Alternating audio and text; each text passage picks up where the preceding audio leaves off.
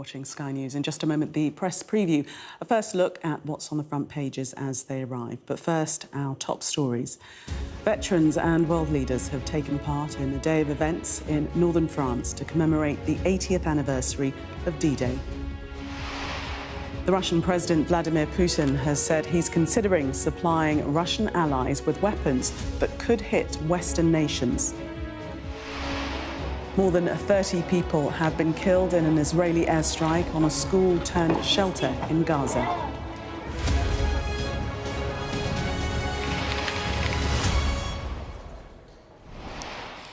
You are watching the press preview, a first look at what's on the front pages as they arrive. It's time to see what's making the headlines with columnist and broadcaster Steve Richards and the Sunday Telegraph's political editor Camilla Turner. They'll be with us from now until just before midnight. So let's see what's on some of those front pages for you now. Well, the Metro leads with King Charles joining in and praising veterans in Normandy for the 80th anniversary of D-Day. In the footsteps of heroes is the Telegraph's headline on the same story. A similarly striking front page on the Express. It notes both the King and Queen were emotional during the commemorations. Reform UK is surging in the polls under its new leader, Nigel Farage. That's according to The Eye. The Guardian has an exclusive story regarding questions over the Conservative Party's decision to keep more than £15 million given by its biggest ever donor, Frank Hester, after concerning allegations against him. The Times reports around 20 Green Party election candidates have shared offensive material online, including anti-Semitic slurs and conspiracy theories. The Financial Times reports on the European Central Bank cutting interest rates for the first time in 5 years, which could be a milestone in the fight against inflation. The Mail reports one of its contributors, Dr. Michael Mosley, is missing in Greece. The Star has a story about the mood of voters towards politicians. And a reminder that by scanning the QR code you'll see on screen during the programme, you can check out the front pages of tomorrow's newspapers while you watch us. And we are joined tonight by Steve Richards and Camilla Turner. Welcome to both of you. Let's start with the front page of the Telegraph, but the story on many of the front pages, the commemorations, 80th year of commemorations, D-Day landings today. That photo, very striking, on the front page of the Telegraph, Steve. Yeah, and it's good to have a collective memory. You know, I think memory of the past can fade very, very quickly. And these kind of annual commemorations are therefore important. But I think so are the lessons from them. It's very interesting, the juxtaposition, you know, the first three items in your news bulletin I found fascinating. The first one was D-Day. And the horrors of war, basically, being reflected on. And then the next was Putin giving weapons to allies to strike the West. And the third was another Israeli attack on Gaza. And there's a danger that some of the lessons aren't going to be learnt. But it's good that we all together reflect on the past. It wasn't that long ago, but as I say, collective memory can fade very, very quickly. But today, Camilla, we saw a lot of emotion. You know, the scenes were very striking and I think stirred many people.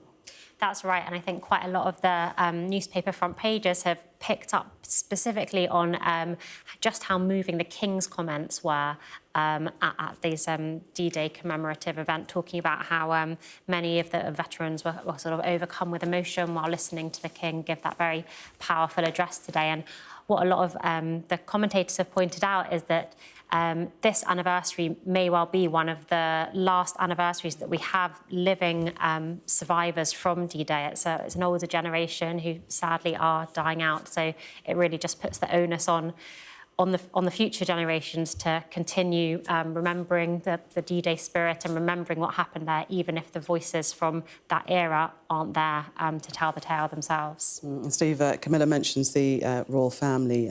Queen Camilla seemed to be quite emotional. The King also really feeling... Well, they're human beings. I mean, there are many human beings who find this very powerful and moving. But as I say, it's great when we look back, but I worry about a lot of the language around at the moment about Britain needing to be on a war footing, Britain needs to be prepared for World War III. They become self-fulfilling prophecies. And so, yes, it was powerful and moving.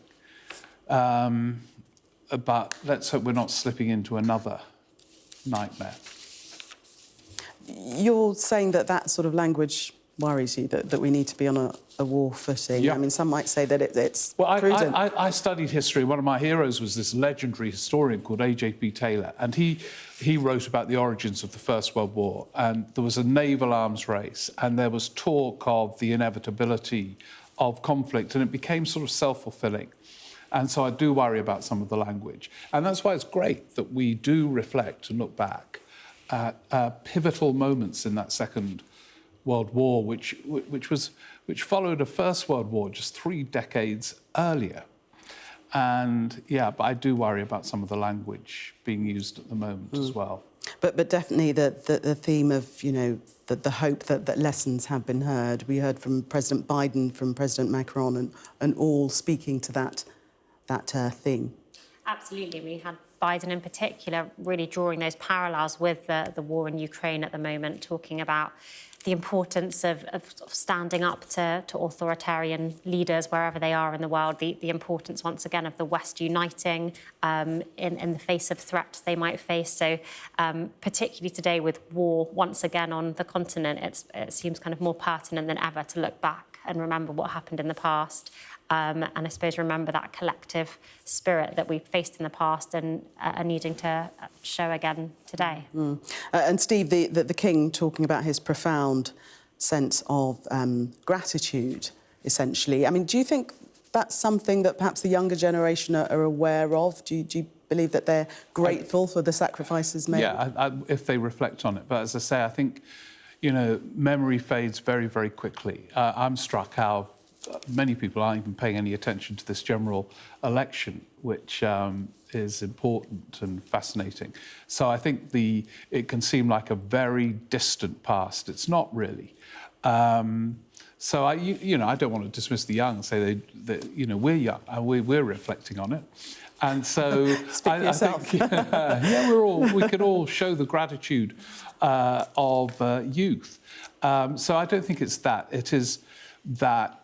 With social media and everything happening in 5 seconds, it is easy for the Second World War to be seen as some distant, ancient thing, and it's not. So it's good it's on the front pages and got such coverage today. But as I say, the lessons are partly about how wars end. Actually, this was a pivotal moment towards that. There were many others. And what worries me about Ukraine and so on is how is this going to end? Gaza. But anyway, that's for another day. We'll be here all night if we explore that one.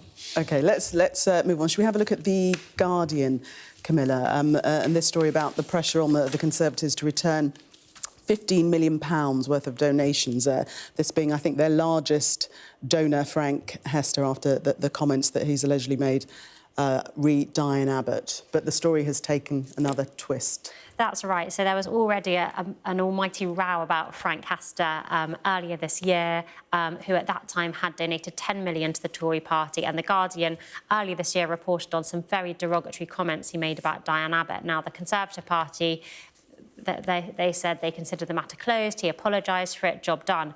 And since then, it went on to accept another donation of a further £5 million. Now, what The Guardian are reporting today, they're saying they've spoken to over a dozen former employees of Frank Hester's company, and they've unearthed yet more derogatory comments that he allegedly made to his staff at that company. So really, it's just putting that spotlight back on the Conservative Party again. It's, of course, not helpful for them to be seen as a party who are in bed with people making allegedly racist and kind of derogatory comments to staff.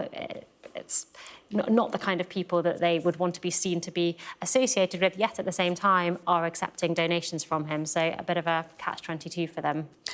Just to say, we've not heard from Frank Hester on these new claims, and he previously denied making sexist and racist comments regarding Diane Abbott. It is interesting, though, because it shows that they feel they need the money more than any attempt to show that they're not, in inverted commas, the nasty party or anything. They feel they need the money. And, you know, in a battle, I can understand that need. I wonder whether parties do need quite as much as they spend. But there is a sort of, I was talking about that naval arms race, there is a sort of race to raise money for these election campaigns.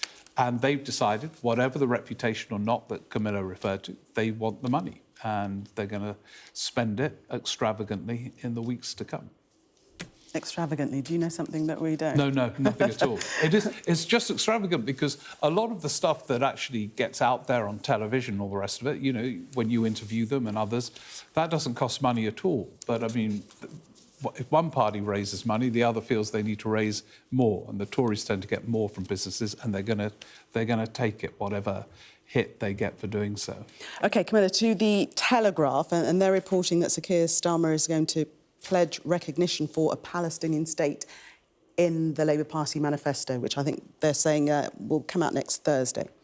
That's right. So this is a sort of leak ahead of the manifesto.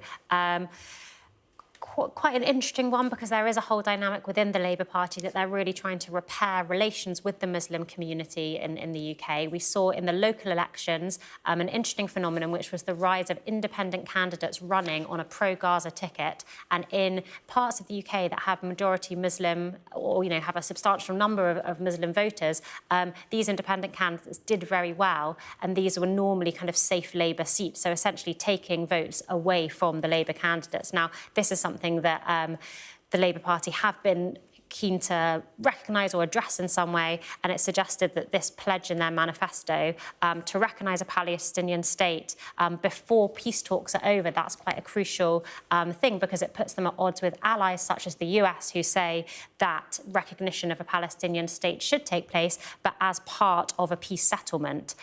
So it's something that I suppose Keir Starmer is hoping will play well with Muslim voters, but may risk causing divisions with allies. Steve, do you think it's a bold move, and do you think it might appease some Muslim voters? It's not a bold move. I mean, it's existing policy, and it's known to be that, and it's in the manifesto because, I mean, and in an election, everything is done with the voters in mind. They have, as Camilla explained, got a Gaza problem in some parts of the country. It's very interesting.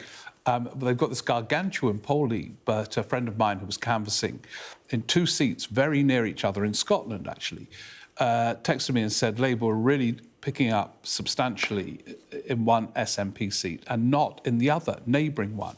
And the reason was Gaza in one and not the other.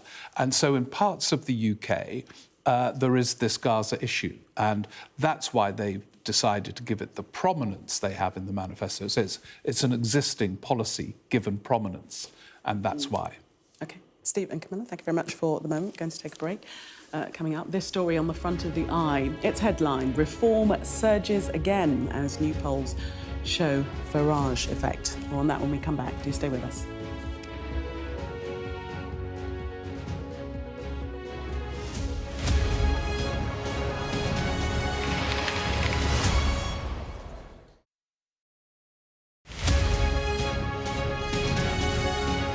We looked at participants who are from memory clinic, those who are at higher risk of developing dementia, and they also have concerns with memory and cognition. So we wanted to see if people who have something called as cognitive reserve, this build up by staying active mentally, physically, and had higher social interactions. So we realized that stress had a negative impact on spending time in leisure activities, or even has frequent attractions from social interactions. So we wanted to see that if these kinds of beneficial effects of cognitive reserve and cognition and Alzheimer's biomarkers had negative impact on stress, and if it varied by subjective and biological stress. And we sort of found that overall higher chronic stress appears to negate or undo the cognitive benefits we have by engaging in mentally stimulating activity and participating in enriching life activities, which might make people more susceptible to Alzheimer's. In research, we do have a lot of multi-domain interventions, like we focus on diet, physical activity, but we don't introduce like stress management practices like meditation or even mindfulness. It's a non-pharmacological intervention, so I think it could be interesting to see if involving those elements into our everyday life, not just memory clinic patients, increases our overall brain health per se.